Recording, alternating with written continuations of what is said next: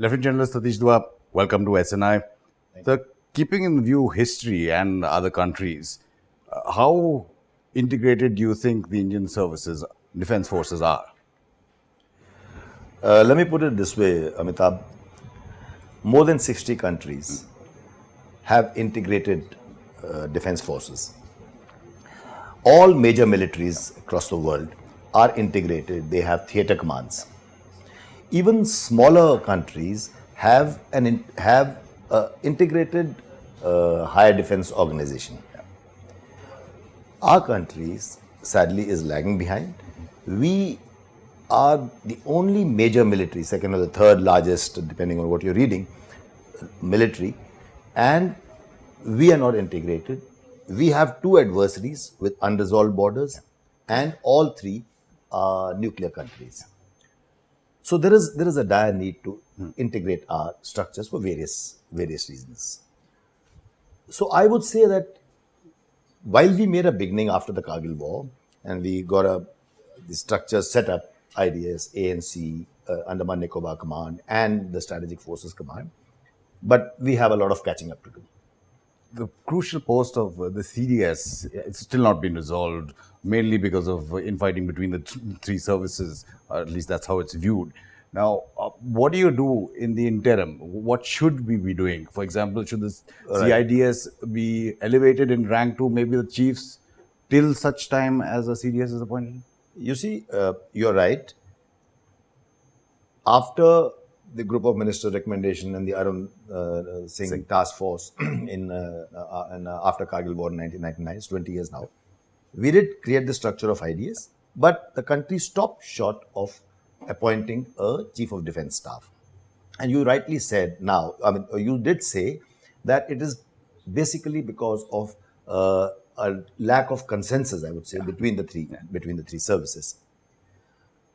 But I would tell you that, let me tell you, has changed in 2017. 2 years ago, the Chief of Staff Committee, and I was a member of that at that time, the Chief of Staff Committee, the Chairman Chief of Staff, has on behalf of all the chiefs written a letter to the Raksha Mantri saying that the Chief of Staff Committee is of the firm view that we should appoint not a CDS, but we should appoint a full-time chairman. Right.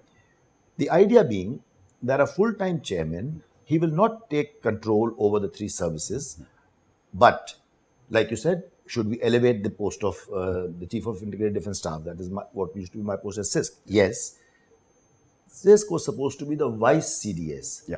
And even Naresh Chandra Task Force, which was in 2011, their recommendation, they modified the recommendations of Arun Singh Task Force to say, let's not have a CDS straight away, let's have a full-time chairman, call him Chairman Joint Chief of Staff Committee, or just call him Chairman Chief of Staff Committee. And that's exactly what the services have done. So this previous Chief of Staff Committee has been bold enough to make this recommendation. Right. So now it's a leadership call.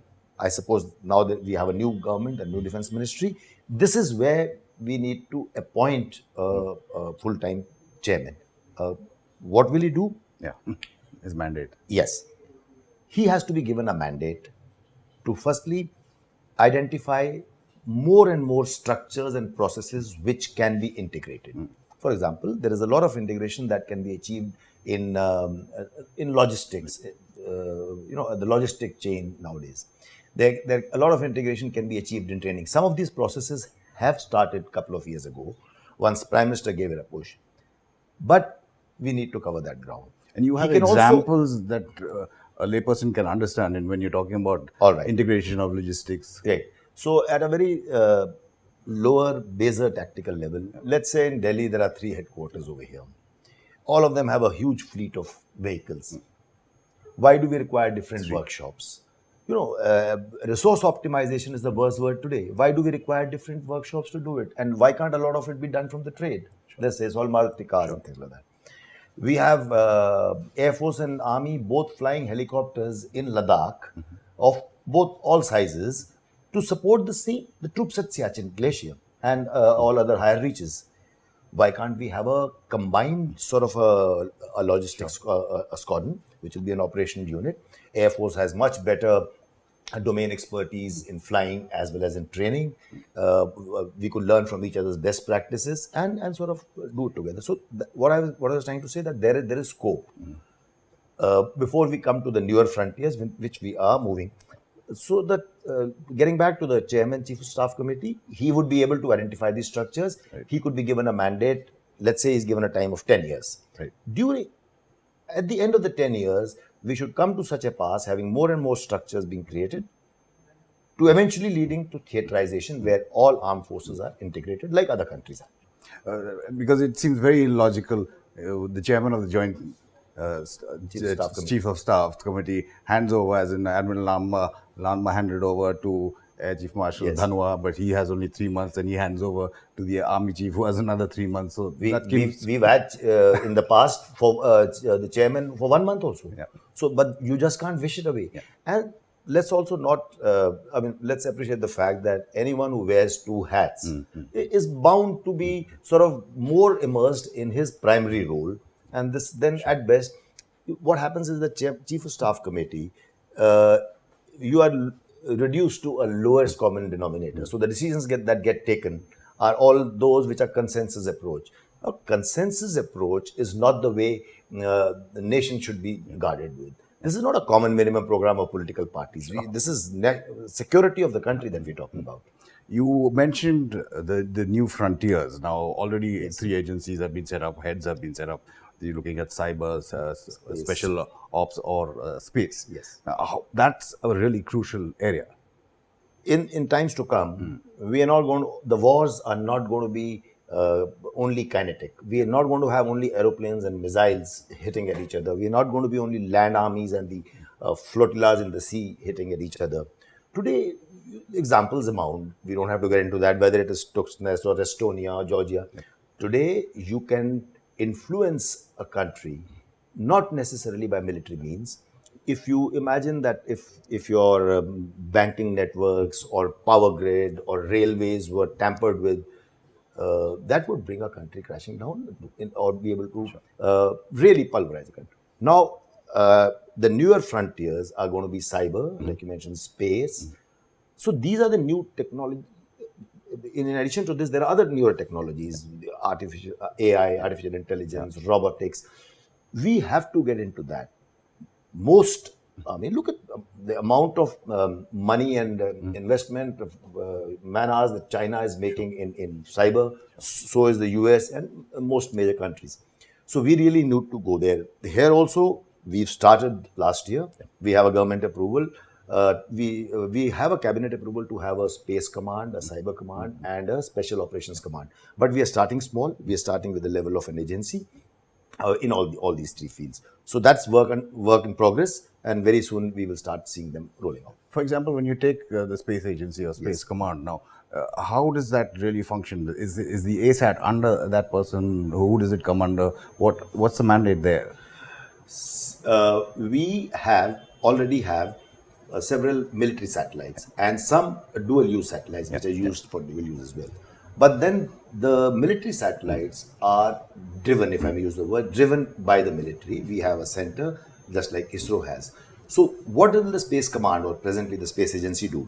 The Space Agency will control all the military space assets. It will also have it at its command all the data that it can get, and depending on the requirements of the services, be able to pass on this data. Right. By 2022, we are going to have approximately 40 military satellites. So we need a huge structure to be able to manage them and draw them to our benefit. We also need to get into some kind of research and keep abreast with the newer military technology in space. Don't forget that today it is the space enabled systems that give you surveillance and reconnaissance over everything. We have now launched a satellite which can look through that resat, and otherwise, for example, in Balakot, bad weather, and we could not see. We could not get the pictures Penetrate the cloud cover adequately. So on and so forth. So space is the new frontier. When you're looking at these 3 current agencies, as you're saying, which will become commands, whether it's space in Bengaluru, headed by Air Vice Marshal, Navy heads one Cyber. wing against cyber, and the army is heading the special operations there, Major General, if I'm not wrong. Yeah. Now, they're all based outside the NCR. Now, on one level, it sounds logically plausible to put it in areas where you have enough sufficient space, etc., for that. But in terms of centralization, since this is an integrated command structure, for the heads of these, or the GOCs of these three agencies, to be not in direct communication with Delhi, is that a worry? I don't think that's really a worry. And it's not only to declutter Delhi that they have been sent there. Bangalore is the place where ISRO resides. Yeah. So that's the right and a logical choice because they have a lot of work to do with ISRO. Right. The special forces have to be in a place where there are already existing facilities for commando training. So they are doing there. Cyber, there is a lot of coordination to be done in Delhi. Delhi, So they are in yeah, Delhi. so they are in Delhi because there are a lot of coordination with other agencies. The NTRO has a certain mandate. The METI has a certain mandate, non-critical infrastructure. Their army will be done by that. So all of this is to a positive plan, as I mentioned. So the And access communications, yes, to and the chief communication or to the Delhi, Raksha Mantri or I the agree with PM. you. But all these things, as you would agree, are actually online, and a lot of this is really going to be networked. So today you don't have to be there to be there. True. Again, I wanted to go back to your points about the establishment of ultimately theater commands, and we saw how, say, the US itself, I think it was Operation Eagle Claw, the failed mission to rescue the Iranian hostages. Yes. After that, that one act came up, Grenada, yes. and then 87 there Yes. was another act that finally enabled a separate theater command. How far are we from that? Short answer, very far. The Goldwater Nichols Act that you're talking about was 1986. Yeah. Before that, you mentioned the Iranian and the Grenada issue, and that is why they realized. Even then, the three services did not agree. It was thrust down upon them. Even UK. Even UK, Heseltine reforms in UK, the same thing. The chief was called, and they were told that 90 days and you do it or we will do it. And so the air chief there resigned in protest, and he was resigned or sacked or whatever. So he resigned. He did not want to be a part of it. In US, if I have it right, 9 generals and admirals and marshals were sacked or resigned when this entire process is taking place. So it has never been easy. But should we shy away from something just because it's not going to be easy or comfortable for personalities involved? Not at all. Countries and their security has to be larger than personalities and leaders as well.